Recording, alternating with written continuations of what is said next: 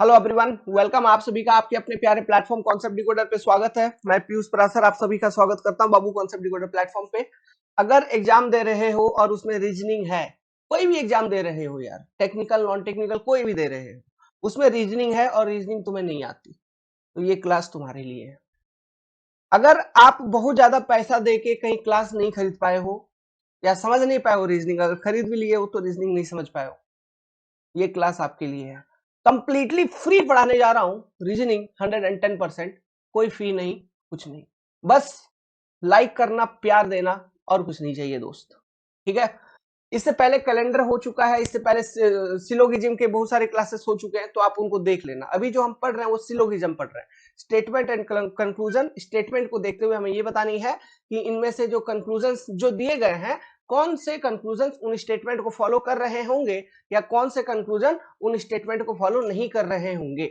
हमको ये चीज बतानी होती है ना, सिलोगिज्म वाले टॉपिक में। बहुत इंपॉर्टेंट है, हर बार एसएससी जेई एग्जाम में क्वेश्चन आता है। और मान लो एसएससी जेई 2023 तुम्हारा टारगेट है बाबू, जून जुलाई तक अपन तो रीजनिंग खत्म कर ही देंगे। चैनल को सब्सक्राइब कर लो, प्यार दो हमें, और कुछ नहीं चाहिए। यहाँ सब आजकल पेड पेड पेड पेड सारा सिस्टम चल रहा है, मैं फ्री पढ़ाने का कोशिश कर रहा हूं, तो सपोर्ट करिए दोस्त। ठीक है।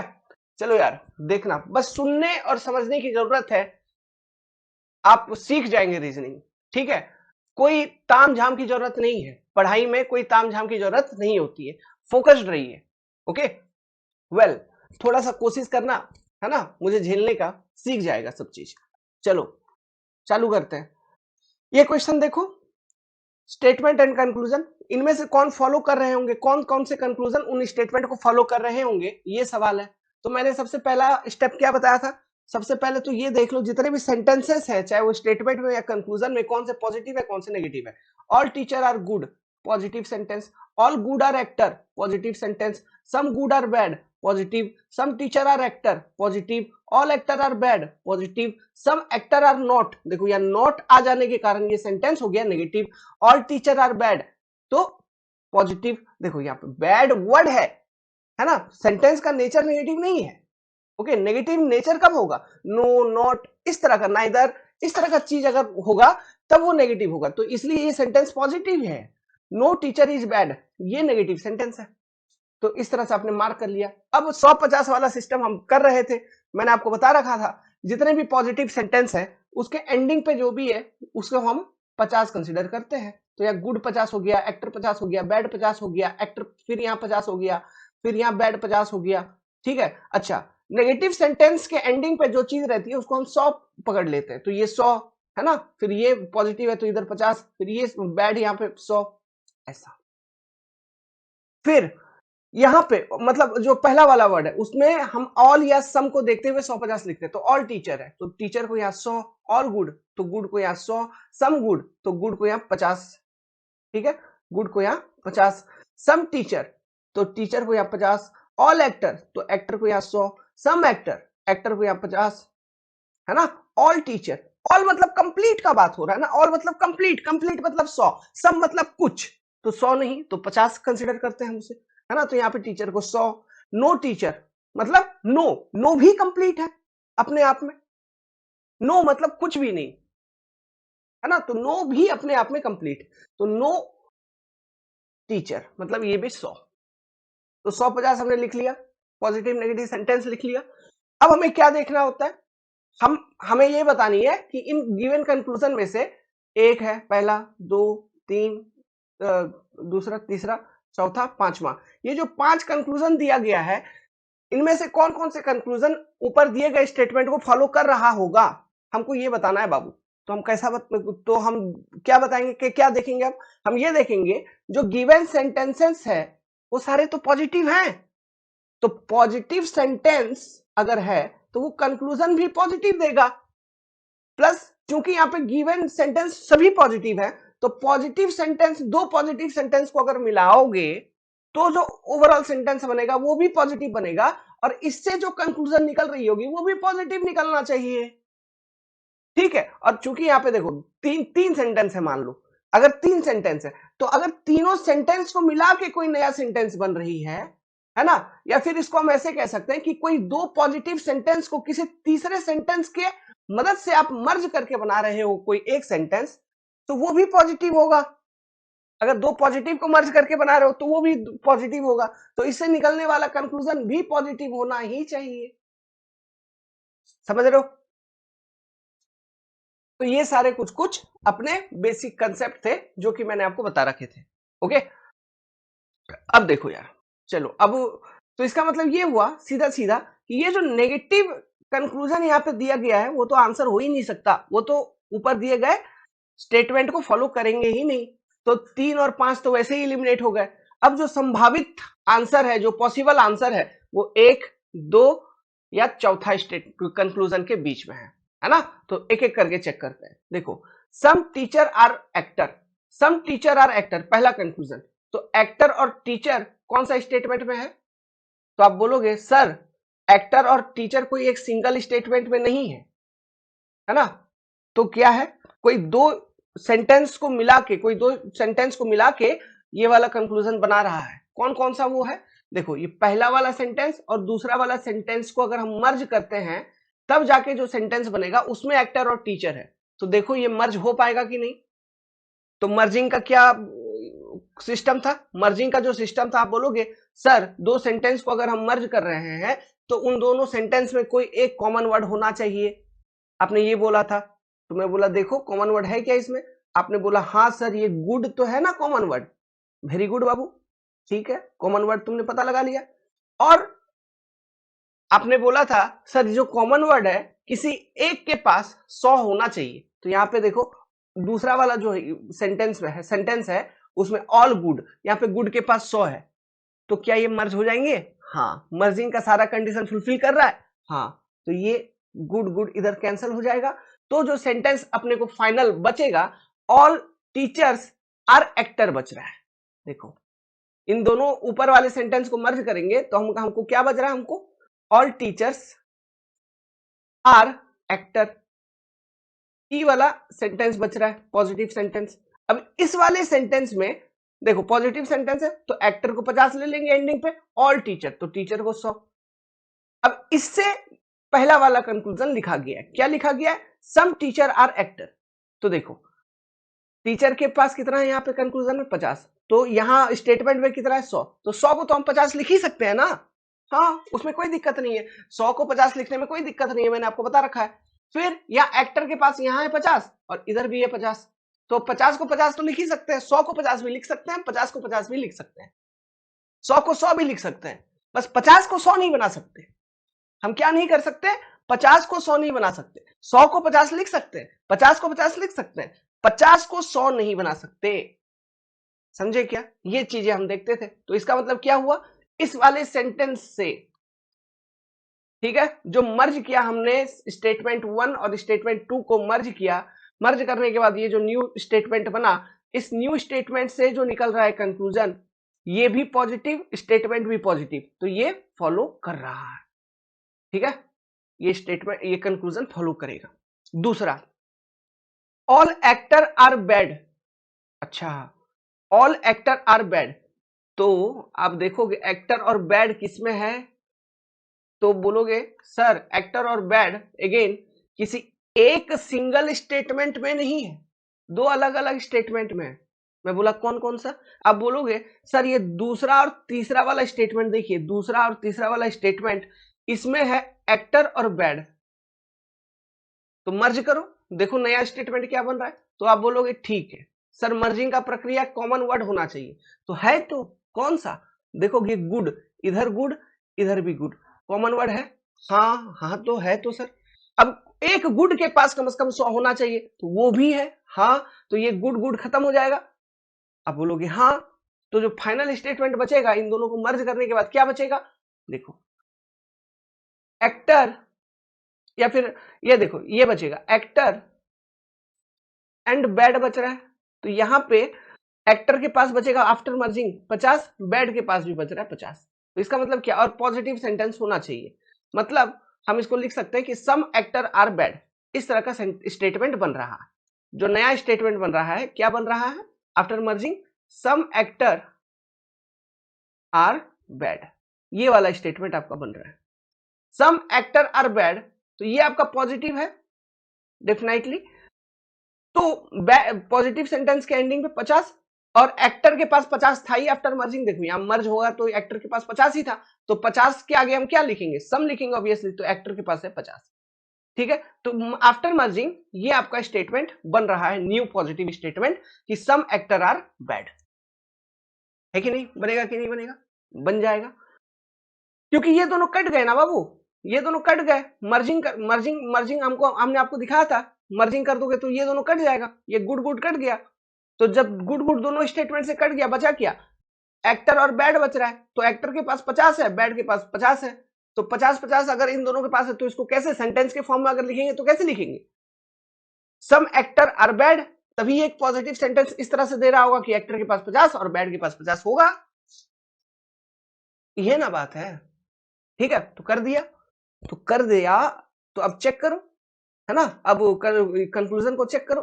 कंक्लूजन में बोला है ऑल एक्टर, मतलब यह एक्टर के पास है 100, लेकिन तुम्हारे पास जो स्टेटमेंट निकला उसमें एक्टर के पास है 50, या बैड के पास है 50 और तुम्हारे पास भी बैड के पास है 50। ठीक है, 50 को 50 तो लिख ही सकते हैं, लेकिन 50 को 100 बना सकते हैं क्या, जब 50 है ये है आपके पास, उसको 100 कैसे बना दोगे यार, नहीं बन सकता। 50 को हम 100 नहीं बनाते, समझे। तो इसका मतलब क्या हुआ, ये सेकंड वाला कंक्लूजन फॉलो नहीं करेगा, गलत है वो, समझे, वो गलत है। चलो अब तीसरा वाला, ऑल टीचर आर बैड, क्या है अब सेंटेंस क्या है, ऑल टीचर आर बैड, मतलब ये वाला, ये चौथा कंक्लूजन हमको चेक करना है, ऑल टीचर आर बैड। तो टीचर और बैड किसी एक में है क्या, आप बोलोगे नहीं सर, टीचर और बैड किसी एक में नहीं है, तो किधर किधर है सर। टीचर और बैड अगर हम देखने जाएं तो मैं इन सब चीजों को भी मिटाता हूं, ठीक है। अब तो ये क्वेश्चन सॉल्व करने के लिए लास्ट वाला स्टेटमेंट, मतलब फोर्थ वाला स्टेटमेंट चेक करने के लिए ध्यान से सुनना। टीचर और बैड को अगर हम देखने जाएंगे सर, तो यहां पे टीचर है और इधर है बैड, मतलब पहला वाला स्टेटमेंट और तीसरा वाला स्टेटमेंट में टीचर और बैड है। मैं बोला ठीक है मर्ज कर डाल, अब बोलते हो ठीक है सर मर्ज कर डालते, आप बोल रहे हो तो। जब पहला और तीसरा को डायरेक्टली आप मर्ज करने जाओगे तो क्या वो मर्ज हो रहे हैं, एक बार चेक करो। देखो पहला और तीसरा, पहला वाले में क्या है, इसके गुड के कॉमन वर्ड सबसे पहले पता लगाओगे, तो कॉमन वर्ड हाँ दिख तो रहा है सर गुड, तो इसके पास गुड के पास 50 है, इधर भी गुड के पास 50 है, सम गुड। तो मैंने क्या बोला था, कॉमन वर्ड होना तो चाहिए, लेकिन वो कॉमन वर्ड में किसी एक के पास कम से कम 100 होना चाहिए, तो क्या किसी एक के पास 100 है, नहीं है। तो क्या हम स्टेटमेंट 1 और स्टेटमेंट 3 को मर्ज कर सकते हैं आपस में, नहीं कर सकते, वी कांट मर्ज इट। जब ये मर्ज ही नहीं हो रहे हैं तो इनसे निकलने वाले कंक्लूजन की बात ही कहां से होगी, इनसे निकलने वाला कंक्लूजन का बात भी हो रहा होगा क्या, होना चाहिए क्या, बोलोगे नहीं सर, नो, नहीं हो सकता। तो इसलिए फोर्थ वाला जो कंक्लूजन है ऑल टीचर आर बैड, इसका कोई मतलब नहीं है, क्योंकि स्टेटमेंट ही मर्ज नहीं हुए तो कंक्लूजन कहां से निकलेंगे यार, है ना। तो ऑल टीचर आर बैड नहीं होगा, मतलब मुर्गी अंडा ही नहीं दी समझ गए ना तो वही बात है, तो चिकन कहां से आ गया, ओके तो ऐसा ही कुछ बात है। तो यहां करेक्ट आंसर क्या है, एकमात्र स्टेट कंक्लूजन आपको फॉलो कर रहा है उन ऊपर दिए गए 3 स्टेटमेंट को, और वो कौन सा है, कंक्लूजन नंबर 1, ओनली 1 फॉलो। और कोई भी कंक्लूजन फॉलो नहीं कर रहा। तो उम्मीद करता हूं ये चीज, ये कंसेप्ट आपको समझ में आया होगा, पकड़ में आया होगा, किस तरह से चेक किया जाता है, ठीक है।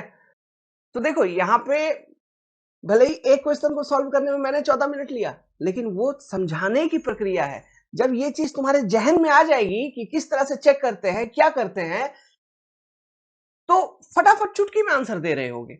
अब मैं ये नहीं बोलूंगा कि जैसा वो थंबनेल लगा के रखते हैं कि 5 सेकंड के अंदर, 6 सेकंड के अंदर, कोई नहीं देता, किसी का नहीं होता 6 सेकंड के अंदर ना। अरे उतना देर में तुम क्वेश्चन नहीं पढ़ पाओगे, जब क्वेश्चन नहीं पढ़ पाओगे तो आंसरवा कहां से निकलेगा भाई, समझ रहा बात को? तो इसलिए बेवकूफ बनना बंद हो जाओ। 30-35 सेकंड लगते हैं, क्वेश्चन स्टेटमेंट पढ़ोगे, क्वेश्चन पढ़ोगे, थोड़ा दिमाग चलाओगे, 30-35 सेकंड के अंदर आंसर सही निकल जाएगा। और ये जो मेथड है सिलोगिज्म का क्वेश्चन सॉल्व करने का बेस्ट परफेक्ट मेथड है, 150 वाला, एकदम राइट आंसर एनी टाइम निकलेगा, कभी कंफ्यूज नहीं होगा।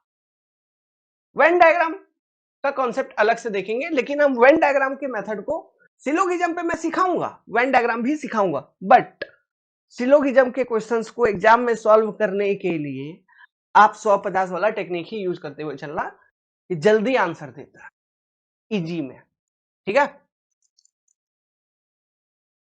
चलो यहां पे अब स्टेटमेंट है, कंक्लूजन है। All engineer are doctor, positive. All doctor are architect, positive. All architect are lecture, positive. Some lecturer are engineer, positive. All engineer are lecturer. ठीक है यार, सभी पॉजिटिव है, तो सभी पॉजिटिव के एंडिंग में जो भी है उसको हम 50 ले लेंगे, 50 50 50 50 50। फिर ऑल सम देखते हुए 100 या 50 ले लेंगे। ऑल इंजीनियर तो इंजीनियर 100, ऑल डॉक्टर तो डॉक्टर 100, ऑल आर्किटेक्ट तो आर्किटेक्ट 100, सम लेक्चरर तो लेक्चरर 50, ऑल इंजीनियर तो इंजीनियर 100। ठीक है, तो कंक्लूजन चेक करो, सम लेक्चरर आर इंजीनियर, तो चेक करते हैं इंजीनियर और लेक्चर किसी एक में है क्या? बोलोगे सर नहीं, इंजीनियर और लेक्चरर किसी एक स्टेटमेंट में है ही नहीं, तो कौन कौन सा स्टेटमेंट में बाबू?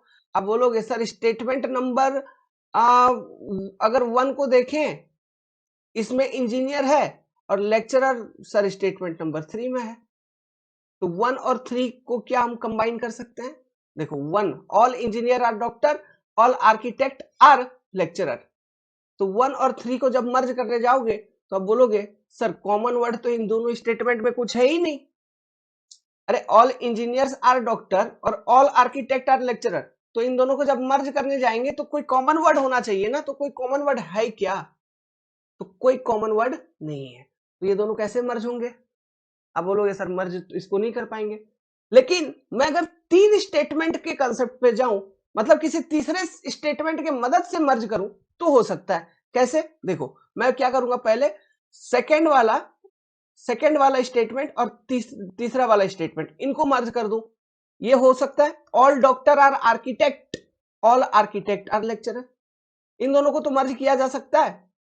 हाँ, क्यों? इनमें कॉमन वर्ड आर्किटेक्ट है, प्लस एक आर्किटेक्ट के पास 100 भी है, तो ये आर्किटेक्ट इधर से खत्म, इधर से खत्म, बचा क्या? बचा जो सेंटेंस वो बचा, ऑल डॉक्टर आर लेक्चरर, ये बचा है। आप बोले वेरी गुड। अब ये जो नया स्टेटमेंट बना, इसको मैं स्टेटमेंट 1 से मर्ज कर दूंगा। स्टेटमेंट 1 क्या है? ऑल इंजीनियर आर डॉक्टर, ये वाला स्टेटमेंट है। एक minute, all engineer are doctor, ये वाला है। अब बोले हाँ, तो अब इसको मर्ज करो, ये हो सकता है कि नहीं?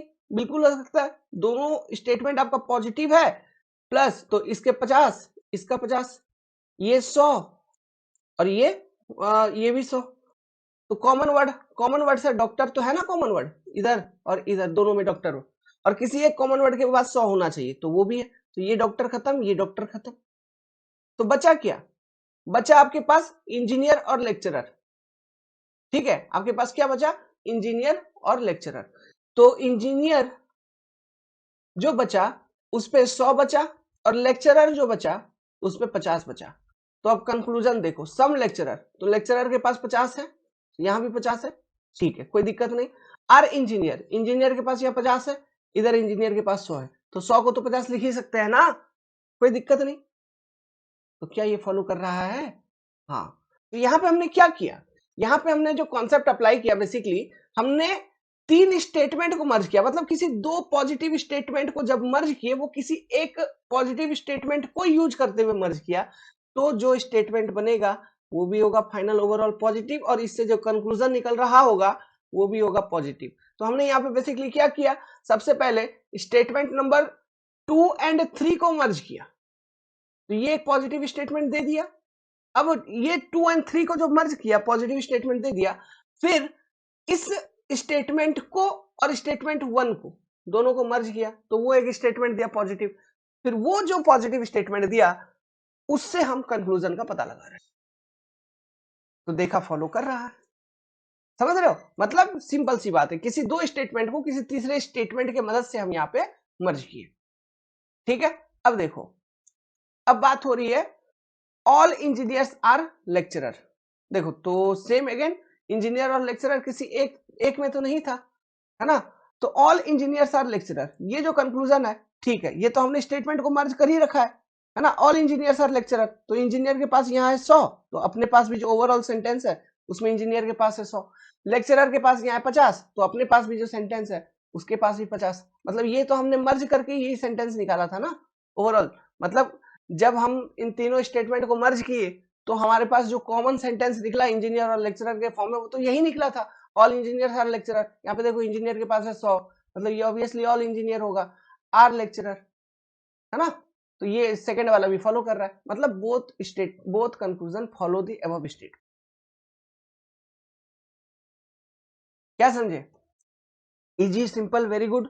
हाँ ठीक है, इस तरह के क्वेश्चंस इजी होते हैं। अगर आप 150 वाला कॉन्सेप्ट सीखे हैं, समझ रहे हैं, आपका गलती कभी भी नहीं होगा, है ना? अगर मान लो अभी तुम्हारे दिमाग में नहीं धस रहा है ये 150 वाला कॉन्सेप्ट क्या बता रहे हैं हम, तो इस पहले वाला क्लासेस को देखो, वहां से बेसिक से चालू किए ना बाबू चीजों को, है ना?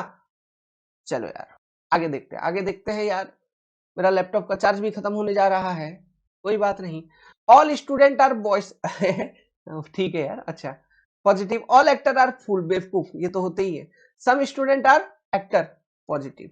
सम boys are fool, positive. Some fools are boy, very good. तो ये सभी स्टेटमेंट पॉजिटिव है, तो पॉजिटिव के एंडिंग पे 50, एंडिंग पे 50, एंडिंग पे 50, एंडिंग पे 50, एंडिंग पे 50।